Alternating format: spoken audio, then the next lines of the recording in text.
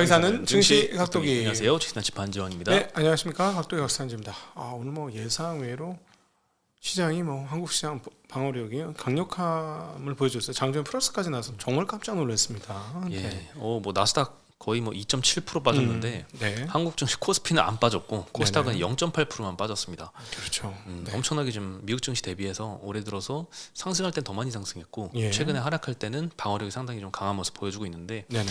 놀라운 건 지금 엔비디아도 하루에 거의 10% 가까이 8%. 빠지고 하잖아요. 네.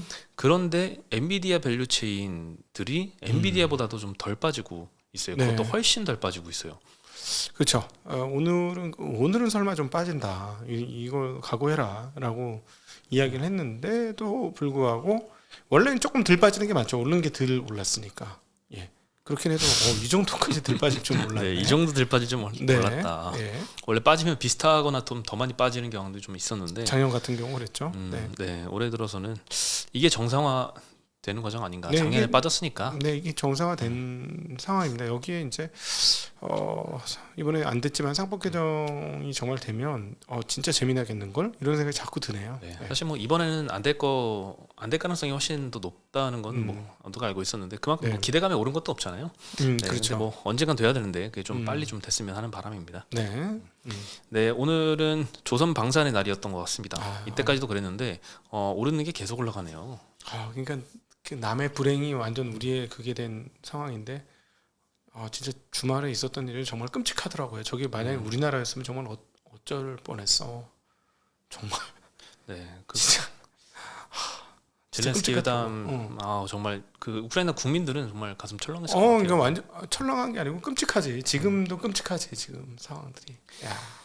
네, 그렇습니다. 네, 어쨌든 오늘 운송 부품 섹터가 이제 하나 에어로스페이스, 하나 오션, 현대 로템, 한국항공우주, 현대중공업, 현대미포 이런 딱 조선 방산들이 많이 포진해 있어서 네. 오늘 이 업종이 가장 강했습니다. 음. 그리고 운수 창고 업종에서 HMM이 또 5%대 올랐어요. 네. 네, 중국 선사에 또 수수료 부과하겠다라고 했었죠. 네, 그래서 조선 방산 해운주들이 오늘은 좀 가장 상승을 이끌었습니다. 네.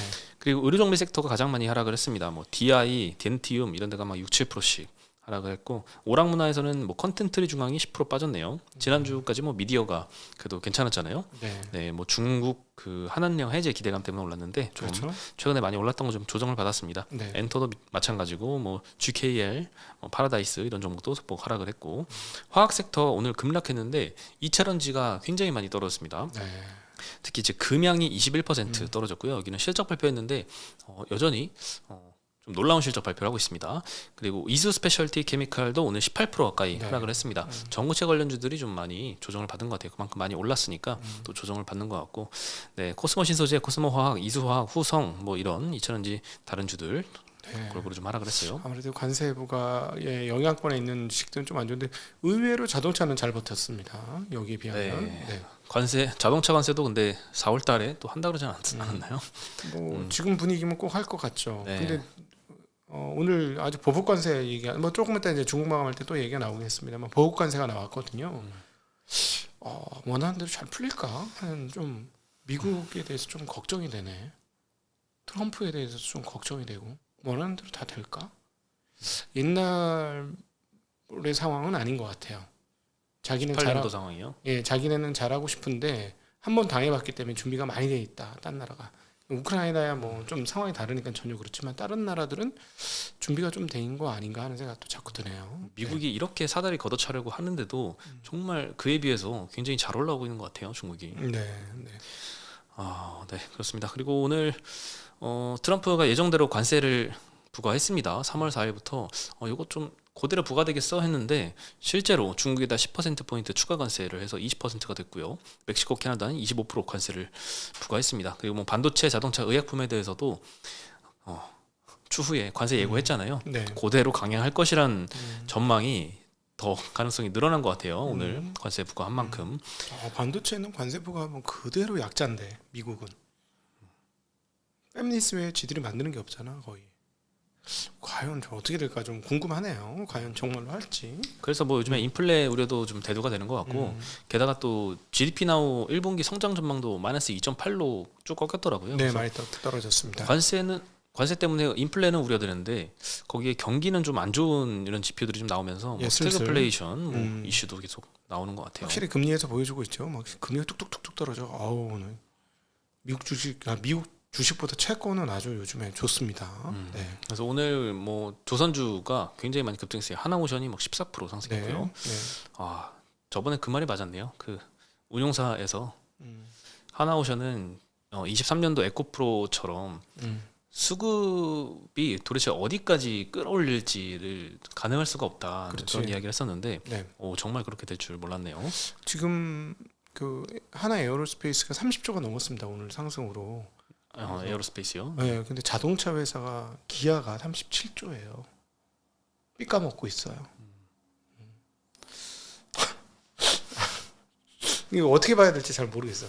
여기까지만. 아 근데 실적은 좋아. 실적은 진짜 깜짝 놀랄 만큼 좋아. 조선하고 약간 다르죠. 그렇죠. 그리고 미국 함정 MRO 사업이 정말 기대감이 큰 사업인 것 같아요. 한때 이제 리포트에 흔들렸던 적도 있었는데 오늘 HJ 중공업이 미국 함정 MRO 진출한다고 하니까 상한가를 갔습니다. 네. 네, 이 회사가 이제 TF를 꾸려서 MRO 사업 진출을 하기 위해서 함정 정비 협약이라고 하는 거 요거 체결하려고 준비에 돌입했다라고 보도가 나오니까 바로 보도 짓고 상한가를 갔습니다. 이 함정 정비 협약 이 경우에는 뭐 해당 조선사의 역량을 평가하고 현장 실사한 이후에 이제 체결을 한다고 하는데 열심히 준비를 하고 있나 봐요. 그리고 HJ중공업은 함정 부문 방산업체로 지정이 됐었고 다양한 건조 이력도 해당 분야에 보유하고 있다고 합니다. 그리고 미국 입장에서도 지금 공급사가 부족한 상황이잖아요. 그래서 협약 체결은 좀 전망이 긍정적이다 이런 내용들이 좀 많이 나오면서 오늘 상한가를 밀어 올렸습니다. 수주한 것도 아니고 검토하고 있는데 그렇죠. 진행하겠다고. 좀 과한 거 아닌가요? 그게 상한가 간다는 거. 그만큼 이 조선 분야 요새 수급이 장난이 아니에요. 그러니까 기대감이잖아요. 기대감 높은 시장은 뒤에 후폭풍 꼭 있던데. 너무 죄송합니다. 이게 자꾸 죄를 뿌려가지고. 지금 근데 뭐 남의 걱정할 때가 아니라서 지금 조선 방산 없으면 너무 심심한 장이에요. 큰일 났습니다 지금. 그래도 물론 이게 포모의 영역이고 이거 없다고 해서 뭐가 문제가 크게 있는 건 아닌데 문제는 이게 너무 많이 얘네만 가서 그게 문제죠. 근데 조금 그 수출을 한 것도 아니고 그 PF 꾸렸다고 상한가 간다는 건 조금 이상한데. 네. 그렇습니다. 네.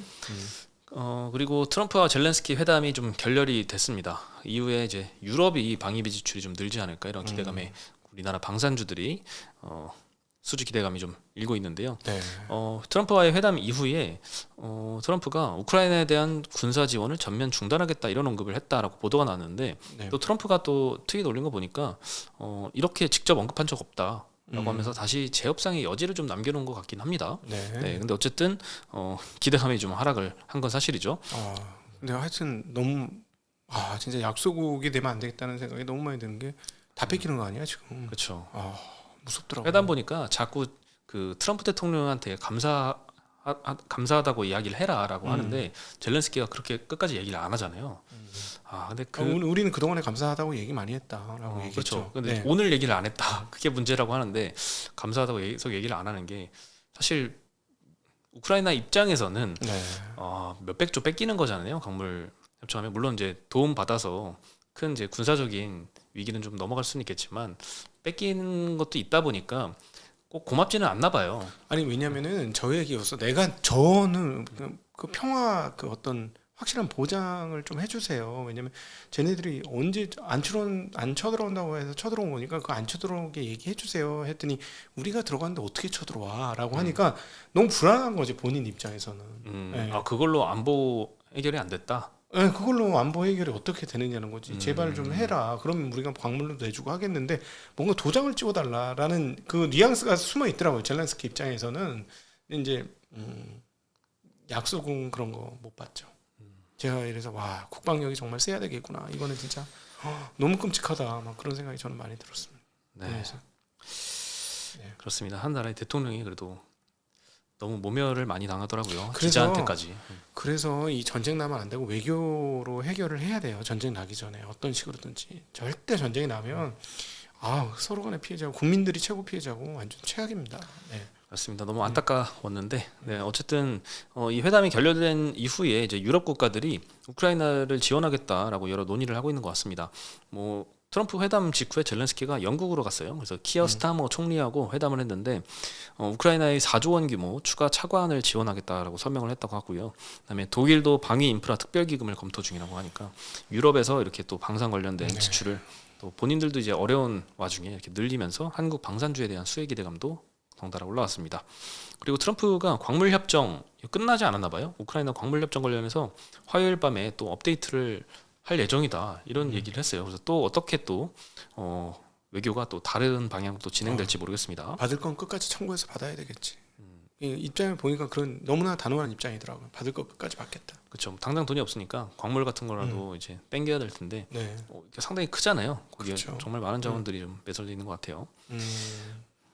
폴란드 같은 데는 지금 휘청하겠어. 그러니까 방산주 올라가는 건 오늘 컨센은 뭐 당연히 맞는 것 같아요. 얼마나 겁이 나겠어 주변 국가들이 이렇게 되면 어떡하지? 미국 하는 거 보니까 이건 뭐야? 이거 우리가 준비 안 하면 우리도 큰일 나겠네. 막 이런 생각이 정말 절로 들 것 같습니다. 열심히 준비를 해야 될 수밖에 없는 상황이죠. 지금. 예, 그런 상황인 것 같고 우크라이나 재건은 이제 제가 보기엔 물 건너갔고요. 그래서 다른 쪽 재건을 한번 보셔야 될 것 같습니다. 네, 그래서 오늘 뭐 재건 관련주도 같이 떨어졌습니다. 근데 잘 생각해 보셔야 돼요. 우크라이나 재건이 아니고요. 러시아 재건을 보셔야 될 것 같아요. 저는 그렇게 봅니다. 우리는 뭐 심정적으로는 안타깝지만 러시아 재건이라고 하면 그 러시아가 우크라이나 영토 뺏은 그곳 말씀인가요? 네, 그게 제일 크고 그다음에 러시아의 수많은 다른 작업을 하기 위해서 빨리 러시아하고 좋은 관계를 맺어야 되는 것 같습니다.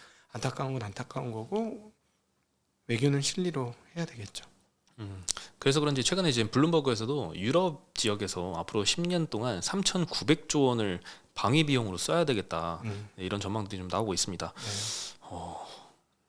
트럼프도 뭐 나토 회원국의 방위비 지출을 GDP의 5%까지 증액 요구를 하면서 최근에 이제 미국 제외하고 유럽의 나토 회원국이 평균 한 2.2% 정도 된대요. 그러면 뭐 2배 이상으로 좀 증액을 해야 된다고 하니까 또 엄청난 규모의 좀 증설이 필요할 것 같습니다. 유럽도 할 말은 없어요. 최근에 올라서 2%예요. 저것도. 과거에는 2%도 안 됐어요. 그러니까 할 말이 별로 없는 거지. 미국이 저렇게 해도. 예. 참 안타깝네요. 근데 GDP의 5%라는 금액이 어마어마한 금액인데 이거를 그냥 이렇게 무기 사는데 써야 되는지 안타깝네요. 우리는 팔아먹을 수 있으니까 우리는 좀 괜찮지. 뭐 우리는 나쁘지 않을 텐데. 네. 그러니까 우리는 어쩔 수 없어요. 그냥 실리적인 외교로 계속 해야 돼요. 러시아하고도 친하게 지내고 유럽하고도 친하게 지내고. 네. 이쪽에다 무기 팔고 저쪽에다 도시 지어주고. 저는 그렇게 해야 된다고 봅니다. 너무 나빠 보이나 사람이? 아니요, 뭐 외교는 어쩔 수 실리적인 없어. 거죠. 외교는 이렇게 해야 돼. 네. 그래서 오늘 사실 오른 조선방산도 보면은 관세 우려에서 좀 벗어나 있는 비껴 있는 업종들이 많이 주목을 좀 받았거든요. 네. 조선 같은 경우에도 설마 미국이 그렇게 필요로 하는데 관세 부과될 가능성이 좀 낮고 그렇죠. 방산도 우리 미국한테 파는 거 방산이 아니니까. 수출하는 거는 미국 점유율이 압도적으로 낮아서 상당히 좀 둘 다 안전한데 관세 우려를 아직 맡고 있는 업종 중에서도 굉장히 수출 호조세를 보이는 음식료 쪽은 또 상승세가 좀 계속되고 있습니다. 저도 이쪽은 좀 공부를 안 해봤는데 라이신 수출도 이 EU에서 중국 라이신에 대해서 이제 반덤핑 관세를 부과를 했다고 합니다. 그래서 국내에도 뭐 대상이나 뭐 CJ 제일제당 같은데 라이신 생산을 하는데 이쪽에 반사수의 기대감이 좀 있습니다. 1월달에 이제 EU가 중국 라이신의 반덤핑 관세를 한 60에서 80% 가까이 발표를 했습니다. 그래서 왜 그랬냐? 21년도에 이제 EU 내에 자국산 라이신 점유율이 14% 정도는 됐는데 23년에 2%가 됐다고 합니다. 거의 뭐 소멸된 거죠. 자국 산업이. 그 사이에 중국이 한 5-60%대 점유율이었는데 7-80%대로 올라갔다고 해요. 그래서 거의 뭐 중국한테 뺏기니까 자국 사업 보호를 위해서 이렇게 관세를 부과를 한 건데 중국한테만 수입하는 건 아니고 라이신은 이제 네덜란드, 미국, 뭐 독일, 한국 이렇게 한국도 5위권 수입 국가라서 수혜 기대감이 좀 불고 있습니다. 실제로 관세 부과한 이후에 유럽 내에 이 라이신 판가가 상승을 하고 있고요. 반덤핑 관세를 하니까 드디어 이제 한국의 라이신 가격과 비슷해져서 한국산도 좀 반사 수혜권에 있다. 그리고 라이신 수출의 그 수출 금액을 보면은 1월달에 전년비 104% 늘어났고요. 전월 대비 64% 증가했습니다. 1월부터 급증세가 시작이 돼서 2월달에도 전년 대비 240% 늘어났고 전월 대비 추가로 67% 늘어났습니다. 그래서 한때 21, 22년도 이제 우크라이나 전쟁 고시기 때 음식료 관련된 수출액이 급증을 했었고 이 라이신도 급증을 했었는데 쭉 주저앉았거든요. 네. 그러다가 최근에 다시 이렇게 급등을 올해 들어서 하고 있습니다. 물론 이제 늘어난 부분의 이 대부분은 유럽향인데 심지어 올해 1, 2월 달에 수출한 게 작년도 1년 동안 수출한 것에 한 42% 정도 네. 규모라고 하니까 네. 정말 빠르게 좀 늘고 있는 분야인 건 맞는 것 같습니다. 그러네요. 네. 이제는 그런 생각도 들어요. 미국 수출에만 엄청 주력을 해왔잖아요, 우리가. 근데 이렇게 관세가 주목을 받고 있는 상황에서는 미국 이외의 수출도 좀 주목을 받아야겠다. 네. 물론 대표적으로 이제 방산이 치고 나가고 있지만 그 이외에도 여러 품목들이 좀 있는 것 같습니다. 한국은 여기서 지금 잘해야죠. 진짜 자본시장까지 잘해주면 진짜 완전 선진국 가는 건데 잘못하면 저는 계속 걱정이에요. 지금 일본은 지금 자본시장이 좋아지면서 뭔가 분위기가 바뀌는데 우리는 자본시장이 주저앉으면은 있는 기업 갖고 뽑아 먹는 게 끝인데 걱정이 많습니다. 네. 그리고 현대기아차가 전고체 배터리를 탑재한 전기차 출시를 2030년 이후로 연기했다라는 보도가 나왔습니다. 사실 뭐 원래 2030년 전후 아니었나 싶은데 네. 어쨌든 연기했다라고 하네요. 안 그래도 좀 최근에 전고체 배터리 관련된 파일럿 라인을 다음 달에 좀 공개를 하기로 했었거든요. 네. 그래서 그런지 최근에 많이 급등을 했었던 만큼 이런 뉴스에 좀 떨어졌던 것 같습니다. 네. 현대차 그룹의 제품 기획 총괄이라고 스펜서 조어라는 분이 계시는데 2월 달에 스페인에서 열린 행사에서 전고체 배터리는 2030년 이전에 상용화 가능성은 낮다 이런 언급을 했고 네. 기술의 신뢰성이 확보된 뒤에야 본격 양산이 가능할 것이다 네. 이런 언급을 해서 이런 보도가 나왔던 것 같습니다. 네. 아마 여기서 말하는 기술의 신뢰라는 건 가격이 떨어져야 된다는 얘기로 저는 들립니다. 가격이 비싸서 못 할 거예요. 그 전에는. 너무 좋은 기술인데 너무 가격이 좋은데 비싸서. 예를 들어 차 한 대 그냥 일반 차 했는데 1억 5천, 2억 5천 막 이래버리면 어떻게 팔어? 못 팔지. 그렇게 비싼가요? 지금 현재로는 많이 비싸죠. 네. 근데 이게 그냥 막 양산이 돼야 싸지는 거니까 완전히 만들어지고 양산성까지 확보돼야 되니까 그게 시간이 또 꽤 걸릴 거예요. 근데 뭐 다른 회사들도 여러 다 준비를 하고 있는 것 같아요. 뭐 네. 스텔란티스도 26년부터 양산한다. 뭐 CATL, BYD는 27년부터 이제 양산한다 이렇게 얘기를 하고 있는데 네. 본격적으로 이제 대량 양산하는 거는 뭐 토요타도 그렇고 다 2030년 좀 이후가 아닐까라는 생각이 듭니다. 그래서 네. 이거는 뭐 전고체 배터리 관련해서 뭔가 악재가 크게 나왔다기보다는 많이 좀 기대감이 오른 만큼 이런 보도에 잠깐 투심이 좀 흔들린 것 같다라는 생각이 좀 드네요. 아니 상식적으로 생각해봐서 2030년 많이 남은 것도 아니고 5년밖에 안 남았어. 그럼 지금쯤이면 실험 칸은 다녀야 될 거 아니야. 전고체로 만든 전기차입니다고 걸어 댕겨야 될 거 아니야. 그렇게 하고도 양산까지 가는데 보통 2, 3년은 일반적인 거 아니에요? 일반적으로 그렇거든. 지금 그게 안 돌아다니잖아. 그러니까 30년 안에 된다고 보통 어려운 일은 아닌 것 같아요. 네. 네. 그리고 금양은 특히나 또 많이 빠졌는데요. 4분기 실적 발표를 이제 했더라고요. 이제 매출액이 370억 나와서 전년도 4분기에 400억 나왔었는데 오히려 매출이 줄었습니다. 그리고 영업이익은 마이너스 150억 나왔는데 전년에 마이너스 98억 나왔거든요. 그래서 더 악화가 됐습니다. 사실 금양이라는 회사는 그 사이에 뭐 신규 사업을 한다고 여러 기대감들이 많이 있었는데 영업이익 마이너스 이거는 뭐 신규 사업 준비할 때 비용 많이 들으니까 뭐 오케이 해도 매출액이 1도 안 늘었다라는 거는 뭔가 신사업에서 아무것도 뭔가 성과가 아직까지는 없는 것 같습니다. 분기 매출 400억이면 1년 합쳐서 1200억도 안 된다는 얘기인데 매출 1200억이 어떻게 2차 전지입니까? 거기다 이제 시총은 많이 높아졌었잖아요. 발포제 하는 거지 그냥. 그러니까 이거는 내가 보기에는 난 거래소도 잘못이라고 봐. 이거는 나중에 시간 지나서 보면 엄청난 이거는 스캔들 될 것 같아요. 더 이상 얘기는 못 하겠습니다. 하여튼 느낌은 그렇습니다. 이게 매출이 네.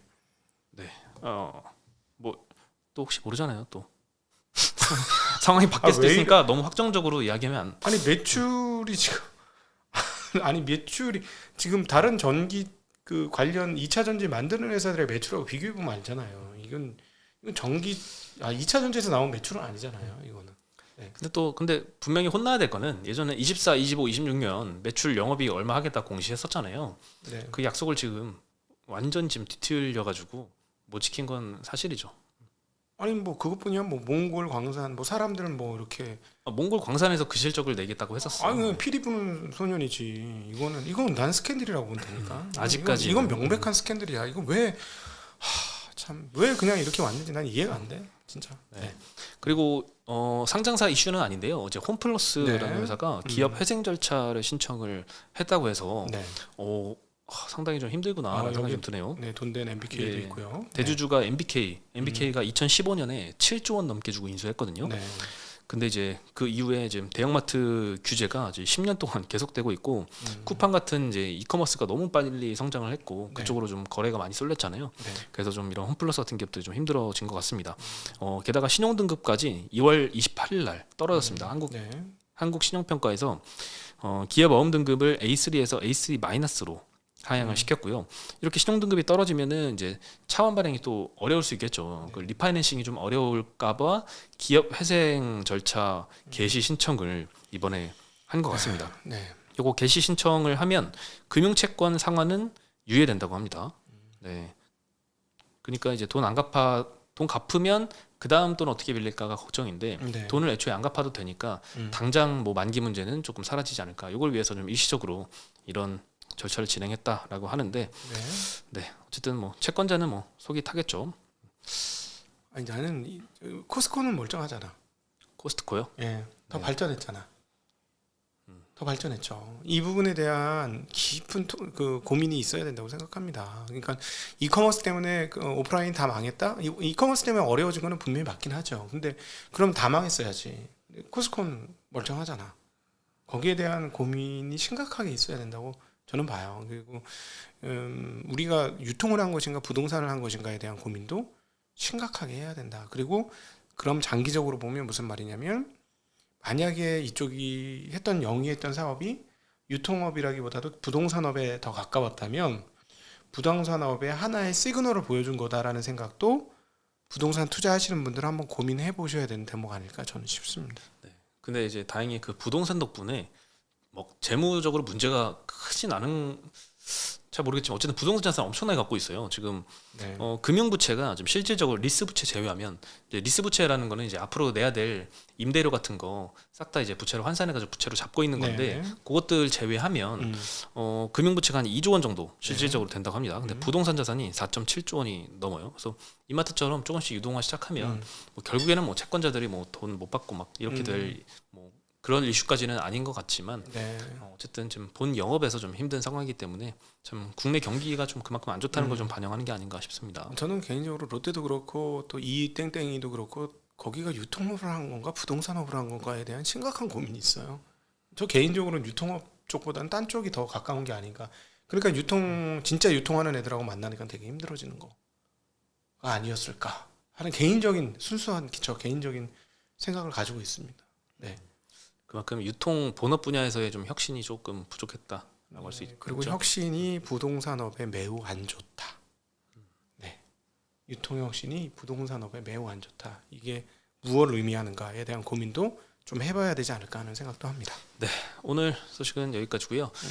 최근까지는 계속 이제 미국 시장이 굉장히 좋지 않음에도 한국 시장은 그나마 좀 방어가 좀 높은 이런 모습들을 좀 보여주고 있는데 네. 올 한 해는 조금 지난 주말에 이제 윤지호 센터장님 영상도 나갔고 했듯이 한국 시장에 대한 기대가 네. 아직 남아 있습니다. 투자 잘하시는 분들이 한국 시장에 대한 기대가 엄청 높아요 지금. 그러니까 주식으로 일가를 이루신 분들은 네, 그렇습니다. 네.